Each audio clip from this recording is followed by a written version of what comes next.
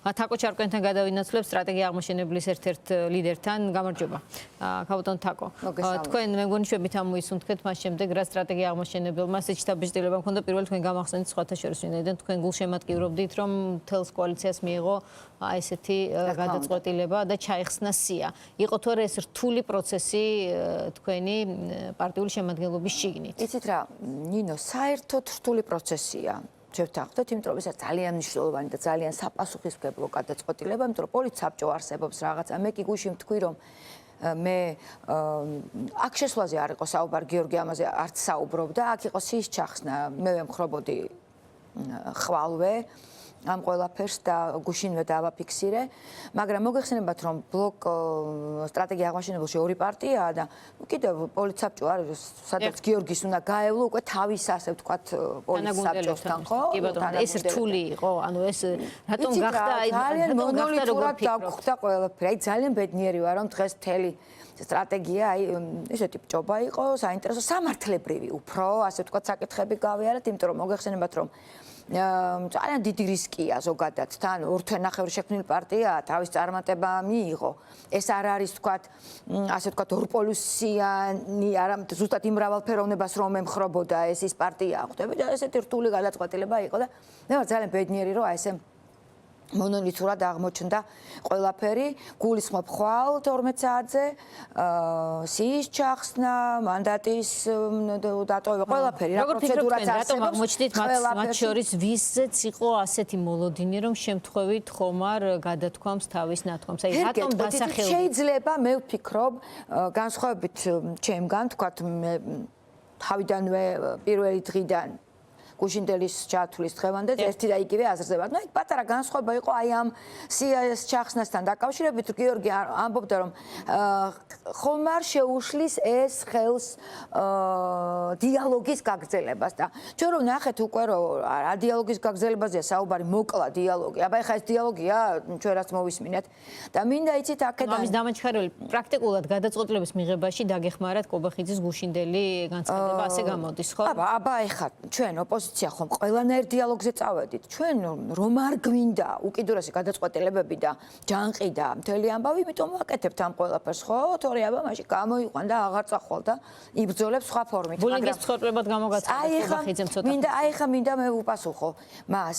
არ ვიცი ხა რამდენად მიიღებს, მაგრამ მინდა ავუხსნა კონსტიტუციონალისტია კაცი და ეხლა რა არასამართლებრივ ჭირში წილაპარაკა აი ამ წამს თქვა რომ ეს პათოლოგია და ასახელა ხო იქ ბოკერია უგულავა სააკაშვილი რაღაცა მე მინდა ავუხსნა სამართლებრივად რომ ვინ არის პათოლოგი და ვინ არა ბატონო კონსტიტუციონალისტო ეს არის ხალხის გადასაწყვეტი ყუთთან თუ ხალხი ჩათვლის რომ ვინმე არის პათოლოგი ის მიიღებს ნაკლებ ხმას ხვდებით რაზეა საუბარი თქვენ როდესაც საუბრობთ იმ პარტიაზე, რომლის წევრიც მე არა ვარ და არც აზრობს ყოფილ ვარ და მხოლოდ მის ოპოზიციაში ვიყავი.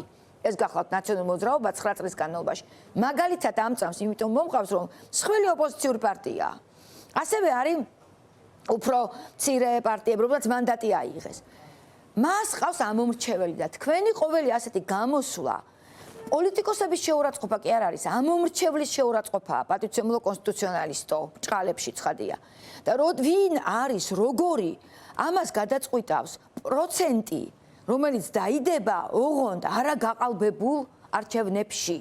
და ასე საუბარი უბრალოდ ძალიან ცუდია. ეს ადამიანი 20 ივნისიდან ვაკვირდები სულ იმას ემსახურება ნინო რომ როგორმე ქართველები არ შერიგდნენ. პირდაპირ რაღაცა აი მიზანი აქვს იცით და საშინელებაა გარდა იმისა რომ სამართლებრივად კობახიძეზე საუბრობთ ამიტომ მე ხა გამოვესარჩლე არა პოლიტიკოსებს თუმცა მათაც შეიძლება გამოვესარჩლო იმიტომ რომ არ არის ასე საუბარი ნორმალური და სწორი არამედ ამომრჩეველს რომელსაც პატივს ვცემ ძალიან და რომელსაც პატივს არ სცემს პატივცემული კონსტიტუციონალისტი ბრჭყალებში კობახიძე დღეს მოხდა ესეთი რამ გიორგი მაიღო ტაიმაუტი იმიტომ იფიქრეს ცუდად გაჟღერდა არაფერი მსგავსი აქ არ შესვლაზე ვარშაძეს არ ქონია უბრალოდ დრო აიღო აი ამისთვის, რომ დიალოგს ხომ არ შეეშლება ხელი, მეტი არაფერი და დროზე ადრე თავის დროში ჩაეტია ეს ადამიანი და პარტიოსთან დღეს ბრიფინგი იყო და აი ევროპული საქართველოს არცელებს ახლა ასეთ უწყებას რომ ხვალ 12 საათზე მაშინ როდესაც პირველი სხდომა არის ჩანიშნული და დაიწყება პარალელურად მოსწავლე ახალგაზრდობის სასახლის ბაღში ოპოზიციური პარტიები საქართველოს პარლამენტში პარტიული სიებისა და უფლებამოსილებების შეწყვეტასთან დაკავშირებით მემორანდუმს მოაწერენ. მე აღარ ვკითხულობ თქვენ სავარაუდოდ მიიღებთ ამაში მონაწილეობას, მაგრამ აქვე პარალელურად ირაკლი კობახიძემ ახლა თქვა ასეთი რამ. არაერთმა პარტიამ გააკეთა განცხადება, რომ ისინი სიებს არ ხსნიან. არ დავასახელებ, მაგრამ მე ვიცი რა თქმა უნდა. ჩვენ ვიცით ასეთი ერთი. ეს არის მოქალაქეები. სავარაუდოდ თვალი ხარ უნდა ელოდოთ თქვენთან ერთად მოქალაქეებს. ვიცით კიდევ. ჩვენ მართ აი გუცფად გეუბნებით, აი რომელი საათია, 7 დაიწყო ამ დროისთვის მე არანაირად არ მაქვს სხვა ინფორმაცია, რომ კიდევ ვინმე მაგვარს რაიმეს გააკეთებს. რაც შეეხება ის რაც ეს არის ძალიან არასახელმწიფოებრივი საქციე და მინდა ეს სულ ავხსნა ყველა ეთერში ვამბობ, რომ ვინმეს არ ეგონოს, რომ ეს არის ოპოზიციის ამოჩემება. ვინაიდან პირველივე დღეს ჩვენ თქვით ოქმების საფუძველზე და არა იმ გადაყრილი ხმების მე არ ვკადრებ ხოლმე საზოგადოებას რომ ეხლა დაუთრელზე ვისაუბრო ოქმების საფუძველზე რადგან აღმოჩნდა რომ გაყალბებულია ვიდეო კადრები არის იქ იარაღით ვიღაც შევარ და ასე შემდეგ ხო ჩვენ მივაკითხეთ პროკურატურას რადგან ოპოზიციამ მიაკითხა მოქმედებაში მოიყვანა თავისი პრეტენზია ეს მოქმედებაა როცა ჩვენ მიდიხარ სარჩელით და თვლი რომ სისხლის სამართლის დანაშაულია რადგან მოქმედებაში მოიყვანა ოპოზიციამ და გაყალბებულია არჩევნები მე მაინტერესებს გამყალბებელს როგორ უნდა შეხვე არასამართლებრივ მოქმედებაში და გახდე დანაშაულის თანამონაწილე ეს წარმოუდგენელი რამ არის და მორალურად ხომ საძაგელი რამ არის და სამართლებრივად არის კატასტროფა რა არის ამიტომ ეს არის სახელმწიფოებრივი გადაწყვეტილება ალეკო ელისაშვილის და მისი თანაპარტიელის ლევან იოსელიანის პოზიციაში რაც უსმენთ არაფერი არ არის ჩემთვის გასაგები მათი პოზიცია და ერთის გარდა.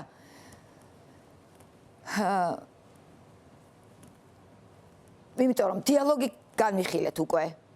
ვიმეორებ, სიის ჩახსნა დიალოგს ხელს არ უშლის და დიალოგი საერთოდ მოკლა კობახიძემ. უკვე დიდი ხანია, მაგრამ გუშინ განსაკუთრებით გუშინდელიდან დაიწყო. ამიტომ მე მაგრამ მათი გადასაწყვეტია და ამიტომ ხმას არ ვიღებ და კიდევ ერთი რამ რაც აუცილებლად მინდა რომ ეს ვთქვა. იცით, სულ არის საუბარი რომ საპირწონეთ რამეს ხომ არ დებდა ხელი. ჯერ ესეთი დოკუმენტი გამოქვეყნდება, რომ ჩვენ არაფერს არ გვთავაზობს ხელისუფლება და მითხარით გამოაქვეყნონ დოკუმენტი. ხალხმა იცოდეს. თავაზობს ოიძახის 4-ვე პუნქტზე მათ ქონდა. ჭორაობა არ არის საჭირო. ჭორაობს ელისაშვილი, ისიც ხოლმე მზის ამ არ არის საჭირო, რომ 4-ვე პუნქტზე წამოვიდა ხელისუფლება მოლაპარაკებაზე და მე ძალიან ვემხრობი ამ შემთხვევაში აი პოზიციას. აღარ არის საჭირო ეს რაღაცა გაუმჭვირვალეობა, ხალხს აინტერესებს, დაიდოს დოკუმენტი, რას გვთავაზობს, არაფერს არ გვთავაზობენ და კიდევ ერთი რამ, მნიშვნელოვანი. ერთხელ თქვეს რომ აიო პოლიტპატიმრების გამოშვებაო და აი აქვე მინდა ვთქვა, ეს სრულიად სამარცხვინო ვაჭრობა 21 საუკუნეში გაოცებული ვარ ორი სხვებს რომ თავი დავანებოთ, მეცნიერია ორი დაკავებული აბსოლუტურად წარმოუდგენელი ბრალდებით პირდაპირ აი მწვენია ამ ხალხის იქ რომ შედან წარმოუდგენელი ამბავია ნახეთ ხელისუფლება რომელმაც ჩაიდინა და გააყალბა არჩევნები გამყალბებელი გვთავაზობს პირობას და საპირწონედ ჯერ არაფერს გვთავაზობს მაგრამ დაუშვათ გვთავაზობს პოლიტპატიმრების გამოშვებას მე გეტყვით რომ მე პირადად თამარ ჩარკვიანი პოლიტიკაში იმიტომ შემოვედი იმიტომ გაკეთდა სტრატეგია აღმაშენებელი ბლოკი, ჩემი პარტია კანონი და სამართალთან ერთად, რომ მივიღოთ კოალიციური მრავალპარტიული ახალი ძალით ხელისუფლება, სადაც ახალი არჩევნები რომ დაინიშნება ახლა, გაუყალბებლად. იქ ჩვენ პოლიტპატიმრები ისედაც არ გვეყოლება. ასე რომ საპირწონეთ. მადლობა. ამხელა დანაშაულის, ჩადენილი დანაშაულის საპირწონეთ ვერაფრით ვერ დადებენ პოლიტპატიმრებს. ისინი ისედაც უნდა გამოუშვან აუცილებლად, ხოლო რაც შეეხება რომ დაინიშნება ახალი არჩევნები და ნორმალური რეფორმები ჩატარდება, ამისთვის მოვდივართ ჩვენ ახალი ძალა პოლიტიკაში. ისედაც პოლიტპატიმრები ნორმალურ საქართველოში არ გვეყოლება.